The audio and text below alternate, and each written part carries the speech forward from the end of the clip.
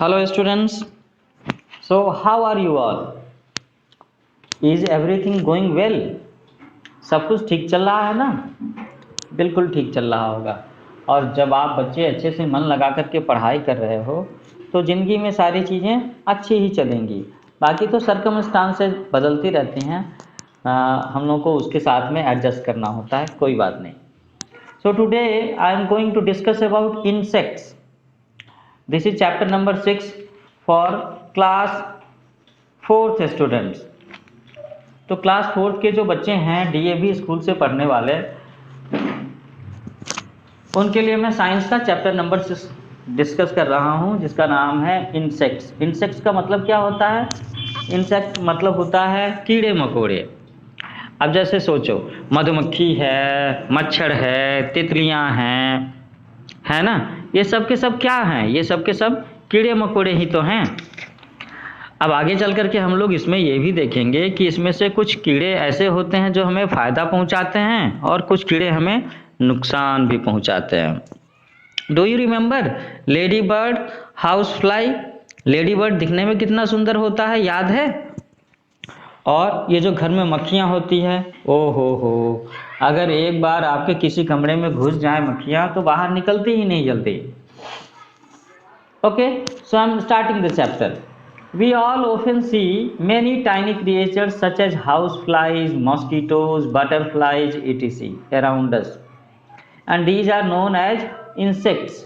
Insects are the largest group of animals on the earth. तो देख लो बच्चों कि ये जो छोटे छोटे कीड़े मकोड़े हैं, इसके बारे में क्या स्पेशल बात लिखी हुई है? इसके बारे में स्पेशल बात ये बताई गई है कि these are the largest group of animals on the earth, कि दुनिया में सबसे ज़्यादा संख्या मनुष्यों की नहीं है, कीड़े मकोड़ों की है। तो कहीं ऐसा ना हो कि नहीं, उसकी बात नहीं करते। तो हम सब लोग जो अपने आसपास में बहुत छोटे छोटे जीवों को देखते हैं, जैसे कि ये जो मक्खियाँ होती हैं, मच्छर होते हैं, तितलियाँ होती हैं, इन्हें हम क्या कहते हैं? कीड़े कहते हैं, इंसेक्ट्स। अच्छा, जैसे आपकी किताब में बड़ी अच्छी अच्छी तस्वीरें हैं, तो इसमें मैं देख रहा हूँ bee, mosquito, butterfly, honey bee, flies के अलग अलग वेरिएंट्स का भी पिक्चर है इसमें, मॉस्किटोज़ के भी अलग अलग वेरिएंट्स दिख रहे हैं। आगे के पेजेस पर बहुत सी कलरफुल तस्वीरें हैं, बम्बल बी, हनी बी, है ना, इनकी तस्वीरें हैं, लेडी बर्ड, हाउस फ्लाई। इसके साथ साथ में इसमें मधुमक्खी का छत्ता भी दिखाया जा रहा है। ओ हो, मधुमक्खी का छत्ता देखते ही मुझे तो हनी की याद आती है, शहद। कितना मीठा लगता है इसका टेस्ट। तो वो भी हमें कैसे मिल पाता है? अगर मधुमक्खियाँ नहीं होती तो हम लोग शहद का टेस्ट कैसे ले पाते? So there are more than 1 million kinds of insects that are found on the earth. इस पृथ्वी पर 10 लाख से भी ज़्यादा तरह के कीड़े मकोड़े होते हैं। दीज इंक्लूड, क्या क्या चीज़ें इसमें इंक्लूड करती हैं? Mosquito, grasshoppers, butterflies, beetles, bees. They differ in size, shape, colour and many other features. तो ये जो 10 लाख से भी अलग तरह के कीड़े धरती पर हैं, उसमें हम लोग किनको किनको देख रहे हैं? कुछ हमारे आसपास में होते हैं, कुछ दूसरे इलाके में होते होंगे। वो डिपेंड करता होगा कि किस क्लाइमेट में, किस तरह की मिट्टी में वो ऐसे कीड़े पाए जाते हैं। अच्छा, ये सारे के सारे कीड़े मकोड़े जो हैं, इनका साइज अलग होता है, आकार अलग होता है, रंग भी अलग होता है, और कुछ गुण किसी और के पास में होते हैं, कुछ दूसरे गुण किसी और के पास में होते हैं। कुछ उड़ सकते हैं, कुछ पानी में रह सकते हैं, है ना? Insects do not have bones, इनकी हड्डियां नहीं होती। All insects have 3 pairs of legs. और ये बड़ी इंटरेस्टिंग बात हो गई कि ये भगवान ने कीड़े मकोड़ों को इतनी स्पेशल चीज़ दी है। क्या स्पेशल चीज़ दिया है भाई? इन्होंने सारे कीड़े मकोड़ों को 3 जोड़ी पैर दिए हैं। 3 जोड़ी पैर, इसका मतलब क्या? 6 पैर, that is 6 legs in all. Many of them have 2 pairs of membranes, wings that help them to fly. और उसमें से तो कुछ ऐसे भी कीड़े मकोड़े हैं जिनके 2 जोड़े पंख होते हैं, छोटे छोटे पंख होते हैं। Some insects also sit on the flowers in the garden. अच्छा, आप सब लोगों ने अपने आसपास के बगीचे में ना तो घर के पास के बगीचे में देख लो या फिर स्कूल के ही बगीचे में देख लो ना, वहाँ पर भी तुम्हें कुछ कीड़े मकोड़े नजर आ जाएंगे। So now we are going to perform some simple activity. अब हम कीड़े मकोड़ों को देखने के बारे में, वो कैसे दिखते हैं, कहाँ होते हैं, कैसे हम उन्हें पहचान सकते हैं, इसके बारे में एक छोटी सी एक्टिविटी करते हैं। So what you have to do, आपको क्या करना है, keep some fresh flowers in one pot and some brightly coloured paper flowers in another pot. बहुत ही इंटरेस्टिंग एक्टिविटी है। आपको 2 बर्तन लेने हैं। एक बर्तन में क्या करना है कि कागज़ के बने हुए कुछ फूलों को रखना है और दूसरे में बिल्कुल ताज़े फूल जो पेड़ पौधों में लगे होते हैं, फूल के पेड़ों में, उसमें से कुछ फूल लेकर के उस पॉट में रख देना है। अब आप ना इन दोनों ही पॉट्स को बालकनी में रख दो या फिर वरांडा में रख दो और थोड़ी दूर से जरा इसे ऑब्जर्व करो, शांति से, पीसफुली से। What will you see, do you see any insect attracted to the flowers, क्या तुम्हें ऐसा दिखता है कि उसमें से कुछ कीड़े मकोड़े उन फूलों की तरफ में आकर्षित हो रहे हैं? और वो किस तरह के फूलों की तरफ आकर्षित हो रहे हैं, नेचुरल फ्लावर्स की तरफ में या आर्टिफिशियल फ्लावर्स की तरफ से? आर्टिफिशियल फ्लावर का मतलब क्या है? आर्टिफिशियल फ्लावर का मतलब है कागज़ के फूल। तो इसे ऑब्जर्व करके लिखना जरूर, बताना मुझे, और चाहो तो आप कमेंट बॉक्स में भी टाइप कर सकते हो। सो इंसेक्ट्स लाइक बटरफ्लाइज, हनी बीज एंड बम्बल बीज get attracted towards fresh flowers. तो हम लोग देखेंगे इस ऑब्जर्वेशन में कि ये जो कुछ कीड़े होते हैं, जैसे कि तितलियां हैं, हनी बी हैं, बम्बल बी हैं, ये सब के सब फूलों की तरफ में आकर्षित होती हैं। तो आखिर इन्हें फूलों से मिलता क्या है? कोई खाने की चीज़ तो नहीं मिलती, इन्हें मिलती होगी, अभी सोचते हैं। So these insects while visiting a flower also help in pollination. When insects sit on flowers, pollen grains stick to their legs or wings and get transferred to another place. तो बच्चों, अभी हम लोग सोच रहे थे कि ये कीड़े मकोड़े, ये तितलियाँ, ये मधुमक्खियाँ फूलों की तरफ में क्यों आकर्षित होती हैं। तो इनका अपना कुछ फ़ायदा तो होता ही होगा, लेकिन इसके साथ साथ में ये हमारा भी फ़ायदा करते हैं। और फिलहाल तो एक जो बड़ा सा फ़ायदा ये करते हैं, जिसमें ये फ़ायदा हमारा भी है और पौधों के लिए भी है, दैट इज़ पॉलिनेशन। ये परागन करते हैं। हर फूल पर छोटे छोटे कण होते हैं, बिल्कुल पराग के छोटे छोटे कण होते हैं, जो इन कीड़े मकोड़ों के पैरों से चिपक जाते हैं। और जब ये कीड़े मकोड़े, जब ये तितलियाँ, मक्खियाँ एक फूल से दूसरे फूल पर जाती हैं, तो वहाँ पर ये उन पराग कणों को छोड़ देते हैं या इनके पैरों से झड़ जाता है, जिससे पॉलिनेशन होता है, परागन होता है। तो परागन के बारे में, पॉलिनेशन के बारे में हम लोग आगे चल कर के पढ़ेंगे डिटेल में। अभी तो आप फिलहाल ये समझ लो कि अगर पॉलिनेशन नहीं होगा तो पौधों के फूलों में फल नहीं उगेंगे, और फल नहीं उगेंगे तो बीज नहीं होंगे, और बीज नहीं होंगे तो जिन पौधों को हम बीज लगा करके ज़मीन में उगाते हैं, हम वो चीज़ नहीं कर पाएंगे। पौधों की जनसंख्या बढ़ नहीं पाएगी, पौधों का, प्लांट्स का रिप्रोडक्शन हो नहीं पाएगा। तो एक बहुत ही इम्पॉर्टेंट रोल है इन इंसेक्ट्स के पास में, बटरफ्लाई के पास में, हनी बी के पास में, बम्बल बी के पास में। So insects like bee, ants and termites live in well organised colonies, they are called social insects. अब एक और भी इंटरेस्टिंग बात है इन कीड़ों के बारे में कि ये जो मधुमक्खियाँ होती हैं, चींटियाँ होती हैं और कुछ दीमक वगैरह होते हैं, ये ऐसा नहीं है कि कीड़े मकोड़े हैं तो इनके पास में बुद्धि नहीं होती, इनकी कॉलोनी नहीं होती, इनकी सोसाइटी नहीं होती। बिल्कुल, इनकी भी अपनी छोटी छोटी टाउनशिप होती है, कॉलोनी होती है, और वहाँ पर ये बहुत ही ऑर्गेनाइज तरीके से रहते हैं। ऑर्गेनाइज तरीके से रहने का मतलब है कि वहाँ पर इनके पास में कुछ मक्खियाँ होंगी जो सिक्योरिटी गार्ड का काम करते हैं, कुछ सर्वेंट का काम करते हैं, कुछ ऑफिसर्स का काम करते हैं, कुछ सैनिकों का भी काम करते हैं। और इसीलिए इन सारे कीड़े मकोड़ों को सोशल इंसेक्ट के बारे में कहा जाता है, सामाजिक कीड़ा मकोड़ा, सोशल इंसेक्ट कहा जाता है। इसके बारे में एक कहानी मैंने पढ़ी है CBSE बोर्ड की क्लास 7th या 8th की किताब में।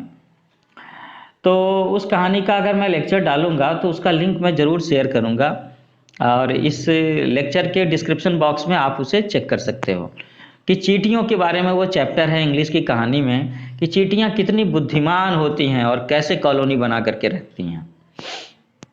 ठीक है, so now we are going to talk about 2 different kinds of insects. कीड़ों के 2 अलग अलग प्रकार होते हैं। तो बाकी तो उनके साइज, शेप, कलर के हिसाब से बहुत सारे अलग अलग टाइप्स भी होते होंगे, लेकिन हम लोगों के लिए हम लोग कीड़ों को 2 हिस्से में बांटते हैं। पहला है that is useful insect and the second one is harmful insects. वो कीड़े मकोड़े जो यूजफुल हैं, जो हमें फायदा पहुंचाते हैं, और दूसरे वो कीड़े मकोड़े जो हमें नुकसान पहुंचाते हैं। ठीक है, so there are some insects which are very useful for us. तो कौन कौन से कीड़े मकोड़े हमारे लिए बहुत ज़्यादा फायदा पहुंचाते हैं? We are going to learn about them. First one is honey bee, मधुमक्खी। पहला कीड़ा है जो हमारे लिए बहुत ही फायदेमंद है। Honey bees are one of the insects which are very useful for us. मैंने कहा था ना, they are very useful for us. मैंने चैप्टर के स्टार्ट में भी कहा था कि अगर मधुमक्खियाँ नहीं होती तो शहद कहाँ से मिलता हमें। They build their hives on trees and roofs of old buildings. Honeybees are usually attracted to sweet smelling flowers. तो बच्चों, आप लोगों ने मधुमक्खियों का छत्ता देखा है? मेरे ख्याल से कुछ बच्चों ने जरूर देखा होगा। जो कुछ पुराने टूटे फूटे से घर होते हैं, कुछ पेड़ होते हैं, कुछ घरों की छतों के कोने में इनका छत्ता हो सकता है। और ये मधुमक्खियाँ करती क्या हैं? एक्चुअली में ये अट्रैक्टेड होती हैं। ये जो वो सारे फूल जिनमें एक फ्रेगनेंस होता है, खुशबू होती है, तो ये मधुमक्खियाँ उनकी तरफ में आकर्षित होती हैं और ये वहाँ जा कर के उन फूलों को सूंघती हैं, उन्हें सक करती हैं नेक्टर से। Such flowers produce a sweet liquid called nectar. और ये जो फूल होते हैं जिनमें ये भीनी भीनी मीठी मीठी सी खुशबू होती है, इनमें एक तरह का रस होता है। Honey bees suck nectar from flowers and carry it to the hive where they live. अब क्या होता है कि ये जो मधुमक्खियाँ हैं, इन मीठे मीठे फूलों से, ऐसे फूलों की तरफ में आकर्षित होती हैं जो सुंदर होते हैं और खुशबू होती हैं। वहाँ जा कर के ये फूलों का रस चूसती हैं और उसे कलेक्ट करती हैं, उसे उठा करके ले जाती हैं। कहाँ ले जाती हैं? वहाँ जहाँ ये रहती हैं। और ये रहती कहाँ हैं? मधुमक्खियों के छत्ते में। ए beehive consists of many 6-sided chambers called combs.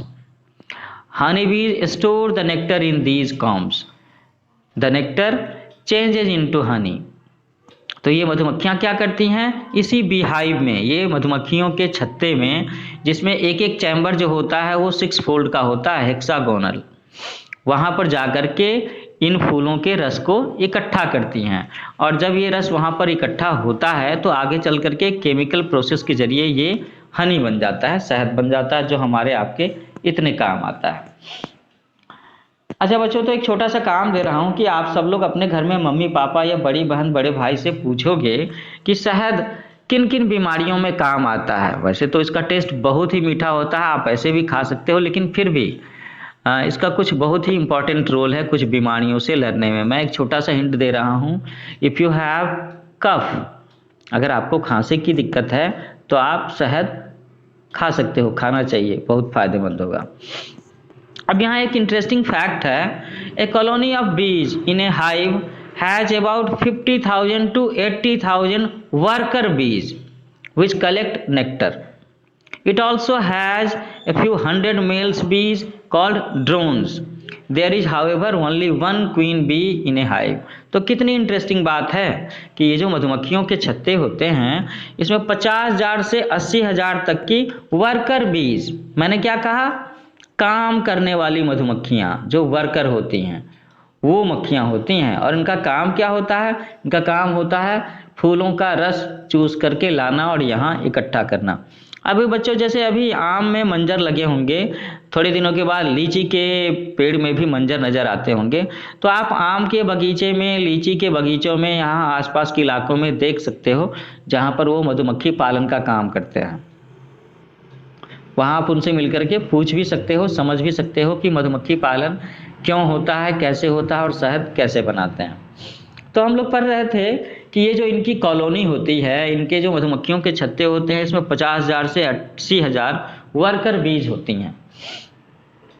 जो फूलों का रस इकट्ठा करती हैं। It also has a few hundred male bees, लेकिन इन छत्तों में लगभग 100 के बराबर मेल बीज होते हैं, पुरुष। ठीक है, और इन्हें क्या कहते हैं, इनका एक स्पेशल नाम दिया गया है, ड्रोन्स।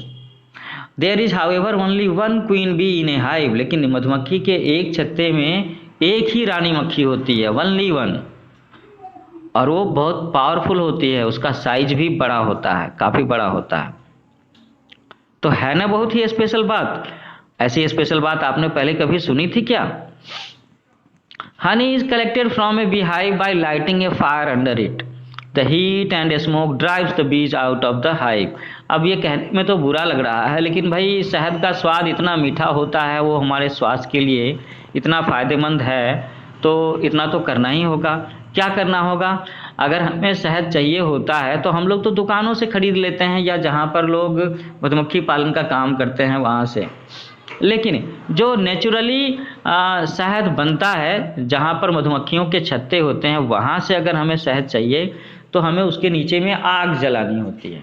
आग जलाने से जो धुआं उठता है, जो गर्मी होती है, उससे ये मधुमक्खियाँ उड़ करके भाग जाती हैं। और उस केस में the honey collector then remove the hive and collect the honey store in it. उसके बाद में जो भी लोग शहद इकट्ठा करने का काम करते हैं बिजनेस पर्पज से या ऐसे भी, तो वो इस मधुमक्खी के छत्तों में से फिर निचोड़ करके शहद निकाल लेते हैं और स्टोर कर लेते हैं। Now we are going to discuss about silk moth. एक और भी इंटरेस्टिंग इंसेक्ट है जो हमारे लिए बहुत फ़ायदेमंद है, वो है रेशम का कीड़ा, silk moth. We get silk from silk moths which grow on mulberry trees, mulberry leaves. तो ये जो रेशम का कीड़ा होता है, ये इससे ही हमें रेशम प्राप्त होता है, रेशम मिलता है। जिस रेशम का कपड़े बड़े महंगे होते हैं, चमकीले होते हैं, मुलायम होते हैं, है ना। आप घर में पूछ करके देखो अपनी बहन से, माँ से, कि उनके पास में रेशम के कौन कौन से कपड़े हैं और वो कपड़े उन्हें क्यों पसंद हैं, तो आपको पता चलेगा रेशम का इम्पोर्टेंस, है ना। The silk moth secrets a liquid which changes into a fine thread. तो ये जो रेशम का कीड़ा होता है, इसके शरीर से एक लिक्विड का स्राव होता है। ये लिक्विड कुछ ऐसा ही कह लो ना आप, जैसे ये जो मकड़े होते हैं, स्पाइडर्स, वो भी एक लिक्विड का स्प्रे करके जाल बनाते हैं, तो वो तो स्प्रे करते हैं, लेकिन ये जो रेशम के कीड़े होते हैं, मोथ होता है, इससे भी एक तरह का लिक्विड निकलता है जो कि बहुत ही बारीक सा धागा होता है। The moth weaves A cover around itself with this thread, this cover is called a cocoon. और ये जो रेशम का कीड़ा होता है, यही एक लिक्विड का स्राव करके एक पतला सा धागा अपने चारों ओर बुनता रहता है, जिसे हम कोकून कहते हैं। And these cocoons are collected and silk thread is obtained from them। फिर आगे चल करके इसी कोकून से हम लोगों को रेशम का धागा प्राप्त होता है। अच्छा, एक बात इसमें रह गई थी कहने को कि आखिर रेशम के कीड़े अगर आपको देखने हो तो आप कहाँ देखोगे? तो एक्चुअली में रेशम के कीड़े सहतूत, तूत के पेड़ों पर दिखेंगे। इन रेशम के कीड़ों को सहतूत का जो पत्ता है ना, लीव्स, वो बहुत पसंद है। ये वो उसे बड़े प्यार से, बड़े चाव से खाते हैं। So silk moths are grow on mulberry leaves. ये सारे के सारे रेशम के कीड़े सहतूत पर। जो लोग खादी भंडार या उसके आसपास के इलाके में रह रहे हों, या जहाँ पर बहुत सारे सहतूत के पेड़ हों, वो भी वहाँ देख सकते हैं। खादी भंडार का नाम मैंने इसलिए लिया कि एक समय में उसमें लोगों को ट्रेनिंग दी जाती थी कि आप सहतूत पर कैसे रेशम के कीड़े पाल सकते हो। ये एक तरह का लघु उद्योग भी है, बिल्कुल। Now third very useful insect in our list is lac insect. लाख, ये लाख क्या होता है? Lac insects usually grow on banyan trees. तो जो बरगद के पेड़ होते हैं उस पर लाख पाया जाता है, और ये लाख के कीड़े भी वहीं पाए जाते हैं। ये लाख वही है जिससे बहुत सारा पेंट बनाया जाता है, वार्निश बनाया जाता है, प्रिंटिंग का इंक बनाया जाता है, और चूड़ियाँ बनाई जाती हैं। लाख की चूड़ियाँ बहुत ही महंगी होती हैं बच्चों, आप अपनी मम्मी से पूछ सकते हो। तो अब क्या होता है कि भाई ये जो लाख के कीड़े होते हैं, ये बरगद के पेड़ों पर होते हैं, और वहाँ पर they secrete a semi solid substance called lac. तो ये जरूर बरगद के पौधे के किसी न किसी हिस्से को खाते भी होंगे और इनके शरीर से धीरे धीरे धीरे करके मतलब सेमी लिक्विड, थोड़ा सा सॉलिड थोड़ा सा लिक्विड, एक पदार्थ निकलता है, एक सब्सटेंस निकलता है जिसे लाख कहते हैं, LAC। और इसका इस्तेमाल पेंट्स में, वार्निश में, इंक में, बैंगल्स बनाने में और बहुत सारी डेकोरेटिव चीज़ों को बनाने में होता है। Now the fourth insect in our list is lady bird beetle. It eats a large number of pest that are harmful for plants. तो ये तो बड़ी अच्छी बात हो गई भाई कि जो लेडी बर्ड बीटल है ये हमारे लिए कितना फ़ायदेमंद है कि वो सारे कीड़े मकोड़े, वो सारे पेस्ट जो हमारे खेती के पौधों को नुकसान पहुंचाते हैं, फूल पौधों को नुकसान पहुंचाते हैं, ये लेडी बर्ड बीटल उन सारे कीड़े मकोड़ों को खा जाती है। तो है ना मज़ेदार बात कि ये कितना उपयोगी है हमारे लिए। So now there is a fact, rearing or breeding of honeybees for collection of honey is called apiculture, APICULTURE, while rearing of silkworm for getting silk is called sericulture, SERICULTURE। तो बच्चों आपको लग रहा होगा ना कि ये एपीकल्चर और सेरिकल्चर थोड़ा सा राइमिंग वर्ड है, and you must have heard about agriculture. Agriculture से ही जुड़ी हुई चीज़ें तो है। एग्रीकल्चर में हम लोग खेती करते हैं, अनाज उपजाते हैं, और यहाँ एपीकल्चर में हम शहद के लिए मधुमक्खी पालन करते हैं, और सेरीकल्चर में क्या करते हैं, हम लोग सिल्क वर्म को पालते हैं, रेशम के कीड़े को, है ना। Now we will talk about harmful insect. तो भाई ये तो बात हो गई कि जो फायदा पहुंचाने वाले कीड़े मकोड़े कौन कौन से थे। अब जिन कीड़े मकोड़ों से हम लोगों को सावधान रहने की जरूरत है, we have to beware from these insects which are, इनके नाम क्या क्या हैं। तो इसमें भी हम लोगों ने एक कैटेगरी बनाई है, ऐसे कीड़े मकोड़े जो बीमारी फैलाते हैं, disease spreading insects। so there are some insects which are responsible for spreading disease। तो ये बीमारियां फैलाते कैसे हैं और कौन कौन से कीड़े मकोड़े इस कैटेगरी में आते हैं, अब हम उनके बारे में पढ़ेंगे। So the first one is house flies, घरेलू मक्खी। आप सब लोगों ने देखी होगी ना। When house flies sit on garbage or animal etc., they gather germs. They carry the disease-causing germs on their feet and bodies। तो यही तो चिंता की बात है कि ये घरेलू मक्खियाँ जो होती हैं ये हमारे घर में ही पैदा नहीं होती, और सिर्फ हमारे घर में नहीं रहती। ये घर के बाहर सड़कों पर, सड़क के किनारे जो कूड़ा कचरा होता है, जानवरों का मल मूत्र होता है, वहाँ भी ये बैठती हैं, और उस पर जो तरह तरह के कीटाणु रोगाणु होते हैं, जर्म्स होते हैं, वो इनके पैरों पर, इनके शरीर पर चिपक सकते हैं। और जब ये मक्खियाँ हमारे घर में आएंगी और हमारे पानी के ऊपर में, खाने की चीज़ों पर, फूड मटेरियल्स पर, कुक्ड फूड पर, मिठाई की दुकान में मिठाई पर, समोसे पर बैठेंगी, और अगर हम लोग गलती से वो समोसा खा लेंगे तो फिर सोच लो क्या होने वाला है। So they carry the disease causing germs on their feet and bodies। ये जो घरेलू मक्खियाँ होती हैं इनके पैरों और शरीर पर जर्म्स होते हैं, और जब वापस ये हाउस फ्लाइज हमारे घर के किसी भी खाने के फूड आइटम पर बैठेंगी, the germs are passed on to the food, और वो फूड खाने से हमें कॉन्टेमिनेशन हो जाएगा, हमें इंडाइजेशन का इशू हो सकता है, हमें कुछ और भी बीमारियाँ हो सकती हैं। These disease-causing germs get transmitted to the humans when they consume such infected food or water। और ऐसा ही infected food और water इस्तेमाल करने से हमें बीमारियां होंगी। So diseases like diarrhea, cholera, jaundice, these are get spread by the house flies। तो ये बीमारियां हैं जो घरेलू मक्खियों की वजह से हो सकती हैं। तो ये मक्खियां कितनी खतरनाक हैं, समझ रहे हो ना आप। We should never eat uncovered food as it is likely to have germs in it। तो बस ख्याल रखना है कि अगर आप बाहर जाते हो, घर से बाहर या घर के अंदर, तो घर के अंदर में तो खाने की चीज़ों को ढक करके रखना ही चाहिए। घर के बाहर भी स्ट्रीट फूड, सड़कों के किनारे जो होते हैं ना, ठेले पर लगाए हुए, होटल्स वगैरह में, या स्ट्रीट फूड्स होते हैं, चाट पकौड़ी, ये सब चीज़ें। So you must be careful about it. आपको क्या सावधानी रखनी है कि अगर उसने सफाई मेंटेन करके रखा है, अगर उसने खाने की चीज़ों को कवर करके रखा है, then you can eat it, otherwise avoid it. नहीं तो फिर उसे छोड़ दो, मन के लालच पर कंट्रोल करो। है ना बच्चों। So the next insect which is also in disease spreading insect is mosquitoes, और ये तो बहुत ही खतरनाक है, मॉस्किटो मच्छर। तो ये बताने की जरूरत है क्या कि मच्छरों की वजह से क्या क्या होता है। अरे भैया, मलेरिया होता है, डेंगू होता है, चिकनगुनिया होता है। Diseases like malaria, dengue, these are spread through mosquito bites. When a mosquito bites a sick person, it sucks the infected blood.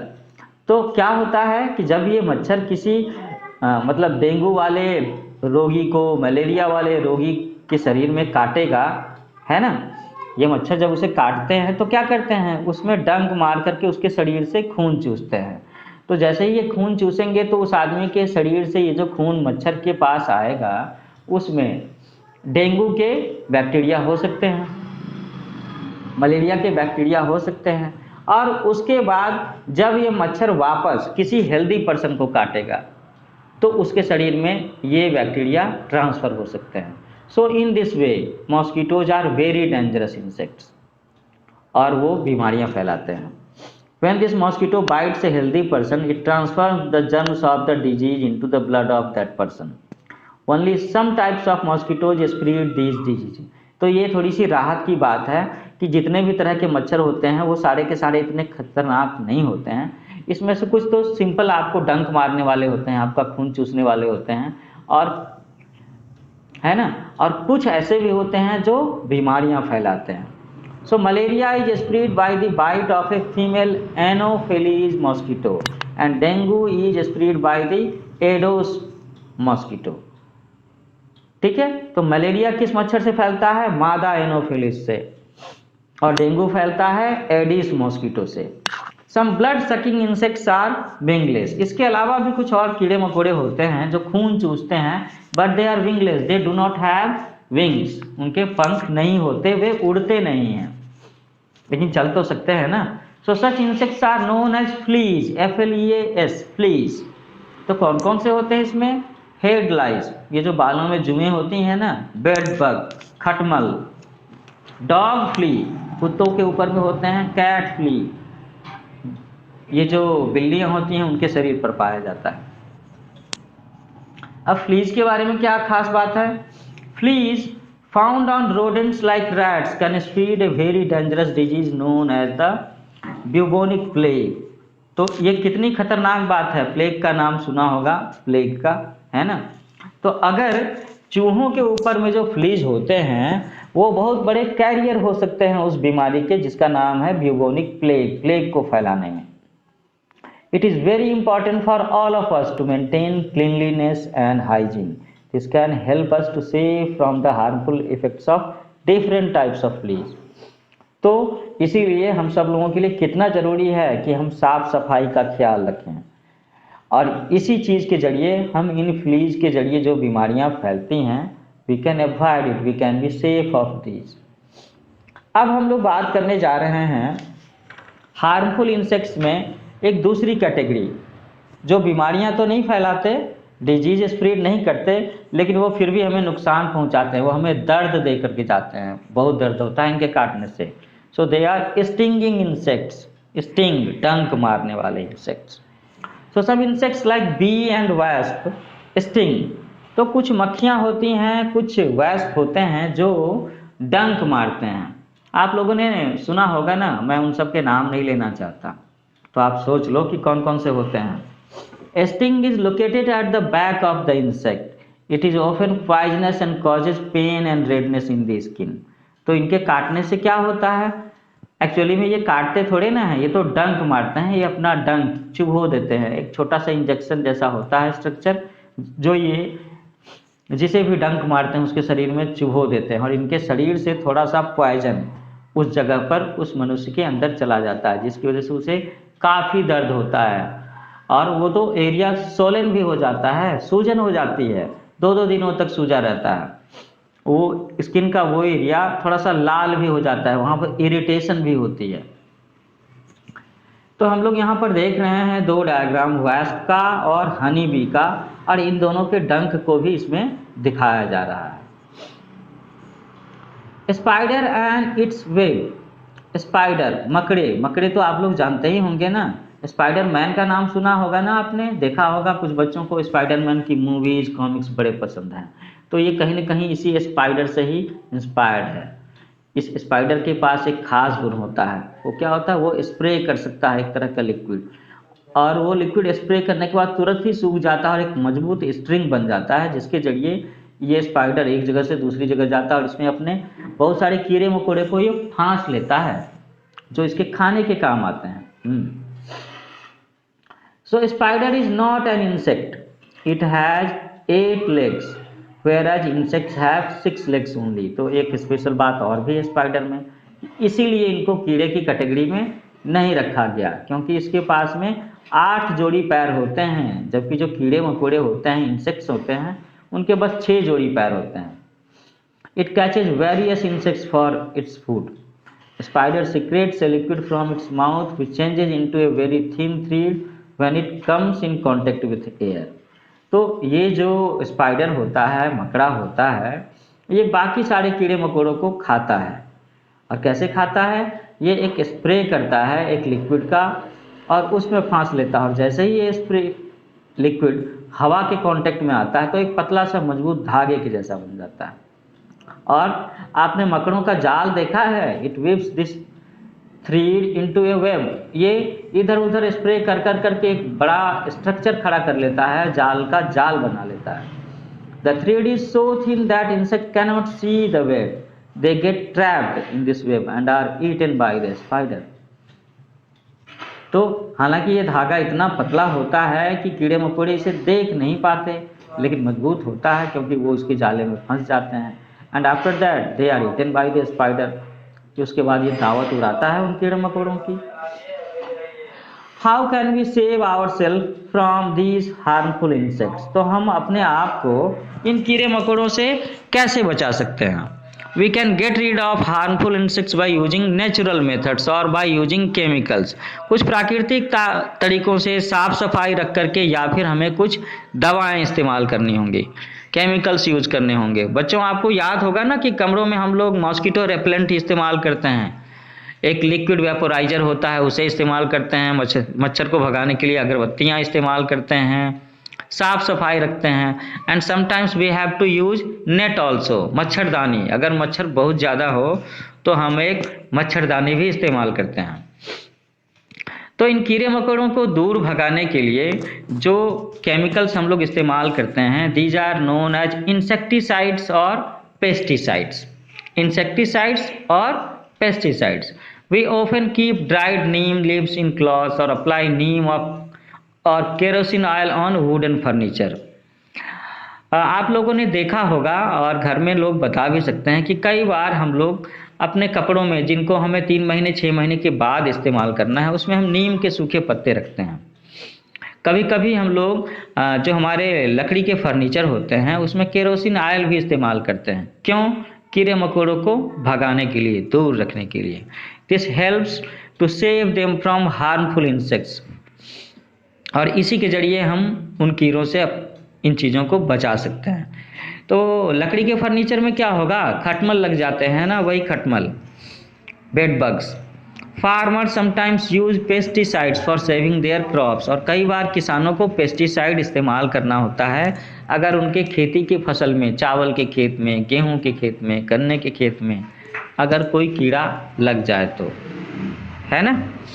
अच्छा, तो बच्चों इसमें जो कुछ नए कीवर्ड्स हैं हम लोग एक बार उन्हें भी देख लेते हैं। So the first one is cholera. एक बीमारी का नाम बताया था जिसमें आंतों में इन्फेक्शन हो जाता है, इंटेस्टाइनल इन्फेक्शन। डायरिया, इसमें लूज मोशन होता है। Germs, a disease causing life form, एक ऐसा रोगाणु, बैक्टीरिया या माइक्रो ऑर्गेनिज्म जो बीमारियां पैदा करता है।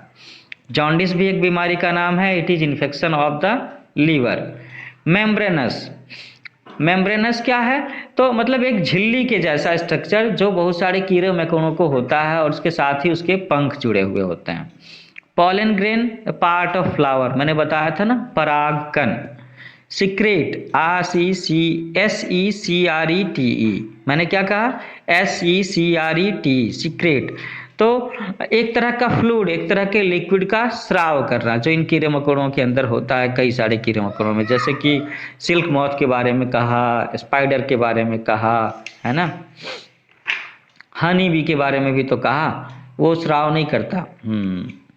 स्टिंग, अ पेनफुल बाइट, चुभोना, इंजेक्शन की तरह से चुभोना, डंक मारना, यही चीज है वो।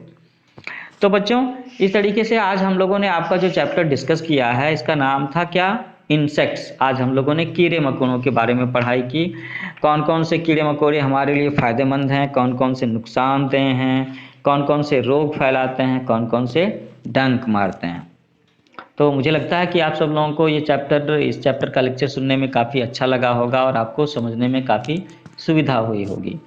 So keep watching my lectures on my YouTube channel that is named as New Age Coaching. You should like it, share it, subscribe it.